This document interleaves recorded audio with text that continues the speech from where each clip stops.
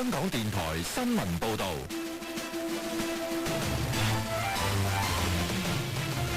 傍晚6點由鄭浩景報道新聞。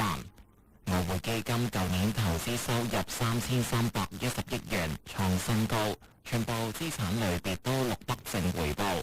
全年投資回報率8%。外匯基金舊年全年股票投資收益1080億元，港股佔339億元，其他海外股票佔741億元，債券投資收益1422億元，非港元資產外匯估值上調384億